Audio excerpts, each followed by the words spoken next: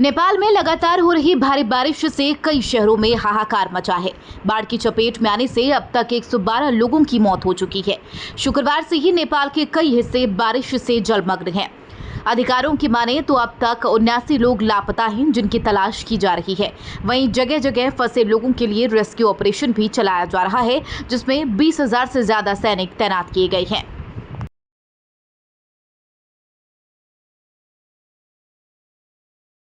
उत्तर प्रदेश विधानसभा के 10 सीटों पर उपचुनाव में कांग्रेस और समाजवादी पार्टी की राहें जुदा हो सकती है। इसकी वजह सीट शेयरिंग फॉर्मूले पर सहमति न बनना बताई जा रही है। कांग्रेस ने 5 सीटों पर चुनाव लड़ने की डिमांड की है, लेकिन सपा इसके लिए तैयार नहीं है। दरअसल पार्टी का विस्तार यूपी से बाहर चाहने वाले अखिलेश यादव को उम्मीद थी कि हरियाणा में भी उनको 2 सीटें मिलेंगी, लेकिन ऐसा नहीं हुआ। ऐसे में यूपी उपचुनाव में कांग्रेस से आधी सीटें साझा करना सपा के लिए घाटे का सौदा माना जा रहा है। उत्तर प्रदेश के मुरादाबाद जिले में उस वक्त हड़कंप मच गया जब ट्रेन पटरी से उतरने की सूचना रेलवे विभाग को मिली। बता दें कि 04503 बरेली से दिल्ली पैसेंजर ट्रेन पटरी से उतरने पर सूचना मिलने से कई अधिकारी दौड़े। वहीं रेलवे सीनियर डीसीएम ने दूरभाष मीडिया को गलत जानकारी दी। सीनियर डीसीएम ने दूरभाष पर ट्रेन के पटरी से 2 डिब्बे उतरने की पुष्टि की।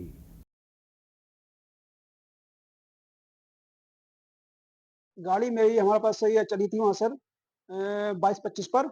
जब देखा मैंने कि गाड़ी काफी देर हो गई, मेरे पास गाड़ी नहीं पहुंची है 22-15 पर 21-15 पर।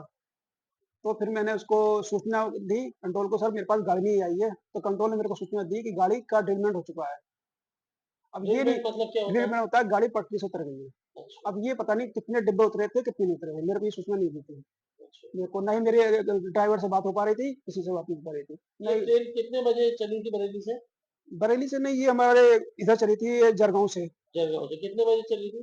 जरगांव से चली थी ये सर 21-5 पर। अच्छा, हाँ, और मेरे आपको कितने बजे सूचना मिली? मेरे को सूचना मैंने खुद मालूम किया कंट्रोल से, तो मेरे को 21-15 पर मेरे को सूचना मिली इस बारे में। यूपी के मुख्यमंत्री योगी आदित्यनाथ आज जम्मू कश्मीर दौरे पर पहुंचे। यहां तीसरे चरण में होने वाले चुनाव के लिए प्रचार किया। सीएम योगी ने जम्मू कश्मीर में 5 रैलियां संबोधित की हैं। इन रैलियों के जरिए सीएम योगी ने जम्मू कश्मीर में यूपी मॉडल पेश करने की बात कही। वहीं सीएम योगी ने अपने इस दौरे के दौरान जनसभा को संबोधित करते हुए कांग्रेस पर जमकर निशाना साधा। क्या कुछ कहा, सुना देते हैं आपको। जिन्होंने धरती के स्वर्ग को मजहबी उन्माद के पाप का एक गोदाम बना करके, वेयर हाउस बना करके यहां की जनता का शोषण किया, परिवारवाद को पनपाया, भ्रष्टाचार को पनपाया, अपने राजनीतिक स्वार्थ के लिए आतंकवाद को पनपाने का पाप किया था। ये लोग कौन थे? वह कोई और नहीं था, ये कांग्रेस, नेशनल कॉन्फ्रेंस और पीडीपी ही उस पाप के मुख्य जनक हैं। याद करिए जो बात ये लोग अयोध्या के बारे में कह रहे थे, यही बात इन्होंने जम्मू कश्मीर से, यानी जम्मू कश्मीर से धारा 370 के हटने के पहले भी कहा था।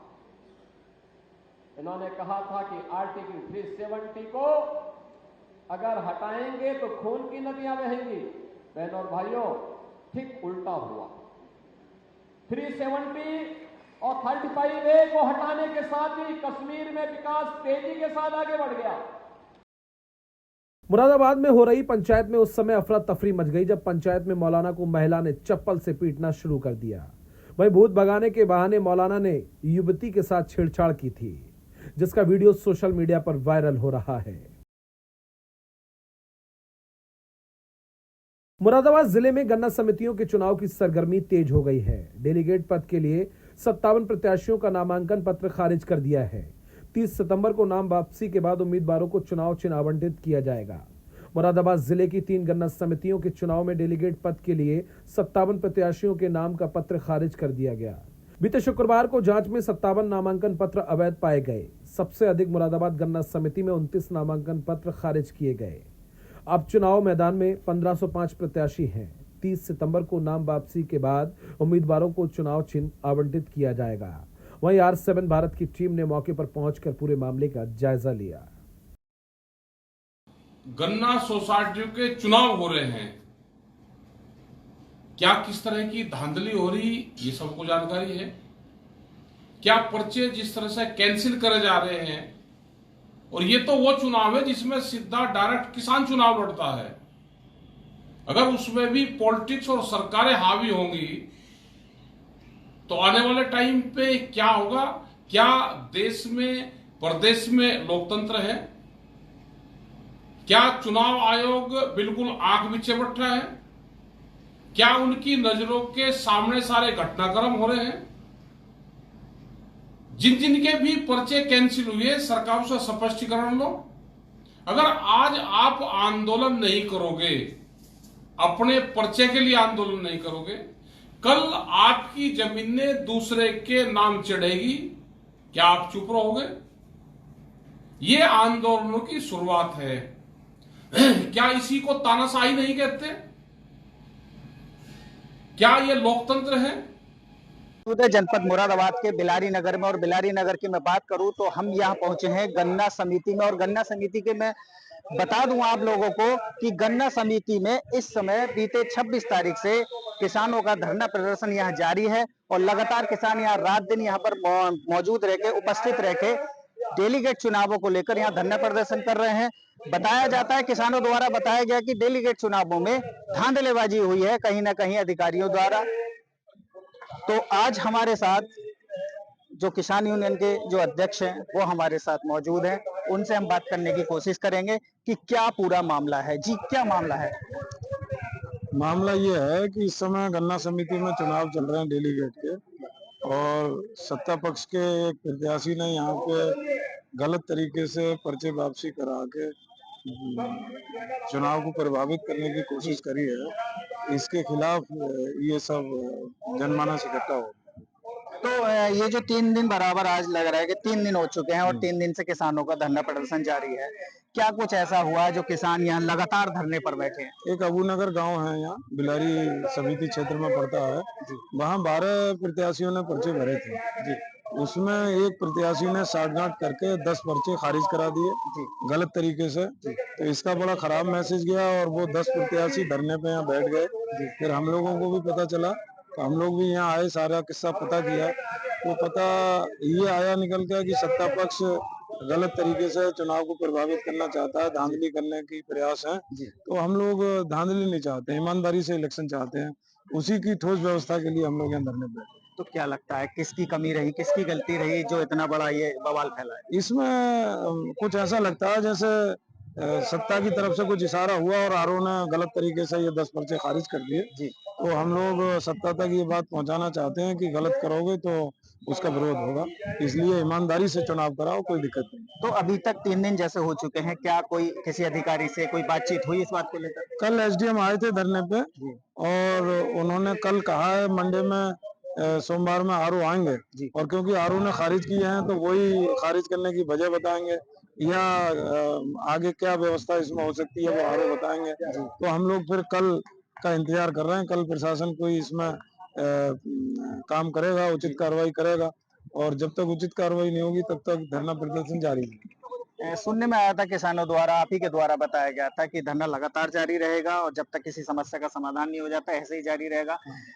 राकेश टिकैत जी के सुनने की बात आ रही थी। राकेश टिकैत जी से भी बात हुई है, वो भी सहमत है कि गलत हुआ है तो उसका यूनियन पूरी तरह से विरोध करेगी, और अगर सत्ता पक्ष ने और सरकार ने इस पर ध्यान नहीं दिया तो इस आंदोलन को, पूरे प्रदेश का आंदोलन बिलारी से चलाएगा। तो ये कब तक जारी रहेगा? ये तो अनिश्चितकालीन है, जब समाधान हो जाएगा तो धरना उठ जाएगा। समाधान अगर नहीं होगा तो चाहे 1 महीना लगे, 2 महीना लगे, तो चलेगा। तो कब तक उम्मीद मानते हैं कि अधिकारी कब तक इस बात? मैं समझता हूँ कल सोमवार में कोई ना कोई समाधान होना चाहिए, और हम लोगों ने भी कल महापंचायत बुलाई है। अगर समाधान नहीं होता है तो महापंचायत में जो फैसला लिया जाएगा आंदोलन के रूप में, वो हम अगला कार्य करेंगे। चलिए, ये महक सिंह जी हमारे साथ थे, किसान यूनियन के नेता। इनसे हमने बात की और जो पूरी वार्तालाप थी, किस बातों को लेकर, किन मांगों को लेकर यहाँ धरना प्रदर्शन किया जा रहा था, वो आपके सामने दिखाया गया। और मैं आपको तस्वीरों के माध्यम से दिखा दूं के पीछे देख सकते हैं आप कि किसान यहाँ पर बैठे हैं। धरना प्रदर्शन लगातार जारी है। रात दिन पूरे 24 घंटे रहकर यहाँ किसान प्रदर्शन कर रहे हैं। और मैं समझता हूं कि जैसा कि किसानों ने बताया कि जो किसानों का जो खाने की व्यवस्था है वो भी यहाँ पर की गई है। मेरे पीछे तस्वीरों के माध्यम से आप देखिए कि खाना भी किसानों का यहीं बन रहा है और धरना प्रदर्शन लगातार जारी है। किसानों द्वारा बताया गया है कि कल सोमवार के दिन कुछ समस्या का समाधान हो सकता है। मुरादाबाद में किसान एवं पिछड़ा वर्ग सम्मेलन में पहुंचे कैबिनेट मंत्री धर्मपाल सिंह का अफजाल अंसारी के बयान और उसके खिलाफ दर्ज मुकदमे पर बड़ा बयान दिया। तो वहीं राहुल गांधी के राम मंदिर को लेकर भी धर्मपाल सिंह ने पलटवार किया। तो वहीं मुरादाबाद पहुंचे यूपी सरकार में राज्य मंत्री बलदेव सिंह औलख का अफजाल अंसारी पर दर्ज मुकदमा और बयान पर कड़ी प्रतिक्रिया दी गई। साथ ही राहुल गांधी के राम मंदिर पर दिए गए बयान पर पलटवार किया। वहीं रेलवे ट्रैक पर पत्थर खंभे और सामान रख दुर्घटनाओं को करने का प्रयास करने वाली पर भी कड़ी प्रतिक्रिया दी। क्या कुछ कहा, सुना देते हैं आपको। हमारा संविधान धर्मनिरपेक्ष है, धर्म सापेक्ष नहीं है और संविधान सम्मत हम लोग आचरण करते हैं। जैसे कि भ्रामक प्रचार करके विरोधियों ने कि संविधान बदल देंगे, आरक्षण समाप्त कर देंगे, जनता को गुमराह करने का काम किया था। अब जनता गुमराह नहीं होगी, कोई कैसे ही बयान देगा, उसके खिलाफ कड़ी कार्रवाई भी होगी। जो मुकदमा दर्ज हुआ है उसको आप किस तरीके से देखते हैं? बिल्कुल ठीक दर्ज हुआ है। तो उन्होंने जो इस तरीके का बयान दिया था खून को लेकर के, साधु संतों को लेकर के, कहीं ना कहीं अपमान कर रहे हैं। देखिए, मैंने अभी अपने भाषण में कहा इस देश की दो व्यवस्थाएं हैं। नंबर 1 कृषि, नंबर 2 ऋषि। खेती, किसान अन्न पैदा करता है जिससे हमारा जीवन चलता है और ऋषि रचनाएं तय करता है। वो रचनाओं के आधार पर, आचार विचार के आधार पर हमारी जीवनचर्या चलती है। हाउ टू बिहेव, हम एक दूसरे से कैसे व्यवहार करें, ये हमारी संत परंपरा के लोग बताने का काम करते हैं। संतों पर टिप्पणी करना अक्षम्य है। देखिए, कोई भी व्यक्ति, चाहे सांसद हो, चाहे विधायक हो या कोई आम व्यक्ति हो, चाहे बड़ा व्यक्ति हो, जो भी बयान गलत देगा, देश को तोड़ने की बात करेगा, देश के खिलाफ बात करेगा, किसी भी ऐसे महान व्यक्ति के बारे में बात करेगा, गलत बात करेगा, तो उसको जो भी कानूनी कार्रवाई है वो सरकार करती है। उनका इस बयान को आप किस तरीके से देखते हैं? मैं कहता हूँ ऐसे बयान देने नहीं चाहिए। वो एक संवैधानिक पद पे हैं, सांसद हैं और उनको, इन लोगों को अपनी गरिमा रखनी चाहिए, अपनी वाणी में थोड़ा सा वो रखना चाहिए कि भाई हम किस पद पे हैं और हम कौन सा बयान दे रहे हैं और ये बयान किसके प्रति, देश के प्रति, समाज के प्रति, कि मैं गलत ना हो, उन्हें ऐसे बयान नहीं देने चाहिए। उत्तर प्रदेश के बदायूं जिले में पुलिस के निर्देशन में चलाए जा रहे गिरफ्तारी जांच में पुलिस को एक बड़ी सफलता हासिल हुई। थाना सिविल लाइंस पुलिस ने 15 मोटरसाइकिल, 1 मास्टर चाबी के साथ 3 अभियुक्तों को गिरफ्तार कर जेल भेज दिया है। इस पूरे मामले को लेकर के सरोज एसपी देहात ने प्रेस कॉन्फ्रेंस की। क्या कुछ कहा, सुना देते हैं आपको। निर्देशन पर पुलिस अधीक्षक नगर के कुशल नेतृत्व में क्षेत्र अधिकारी के परीक्षण में प्रभारी निरीक्षक सिविल लाइन द्वारा चोरी की 15 बाइकों को बरामद किया गया और 3 चोरों को गिरफ्तार किया गया, जिनके पास से 1 मास्टर की बरामद हुई है और चोरी की 15 बाइकों में 10 हमारे जनपद के विभिन्न थानों में से चोरी गई बाइकें हैं जो कि कनेक्ट हो रही हैं, जिनमें से 7 हमारे जनपद की हैं, 3 हमारे जनपद के बाहर के हैं और इन सभी चोरों को आज गिरफ्तार करके जेल भेजा जा रहा है। और ये चोरी की जो भी बाइकें बरामद हुई, बरामद करने वाली टीम को कप्तान साहब द्वारा 20,000 रुपये का इनाम दिया गया है। मुरादाबाद में बीजेपी नेता संगीत सोम ने एक विवादित बयान दिया। संगीत सोम ने अपने बयान देते हुए कहा कि अधिकारियों को जनता के जूते से पिटवाऊंगा। बीजेपी नेता अधिकारी को धमकाने वाले अपने वायरल वीडियो पर बोले कि हाँ, मैंने ही अधिकारी को धमकाया था, मेरी ही आवाज है उसमें, लेकिन कम धमकाया। अगर सही से काम नहीं करेंगे तो कानून का पालन नहीं करेंगे तो पब्लिक के जूते से पिटवाऊंगा। अभी एक वीडियो चल रहा था, बहुत से पत्रकार बंधु अभी मुझसे पीछे भी पूछ रहे थे, साहब आपने एक अधिकारी को धमकाया, आपका बड़ा वायरल हो रहा है वो वीडियो कि आपने एक अधिकारी को धमकाया। दूसरा नेता होता क्या कहता, नहीं नहीं मेरा वीडियो ही नहीं है, वो मेरी आवाज ही नहीं है। मुझसे अभी पत्रकार बंधु पूछ रहे थे कि आपने धमकाया, मैंने कहा हाँ मैंने ही धमकाया। कि क्यों धमकाया? मैंने कहा कम धमकाया, कम धमकाया।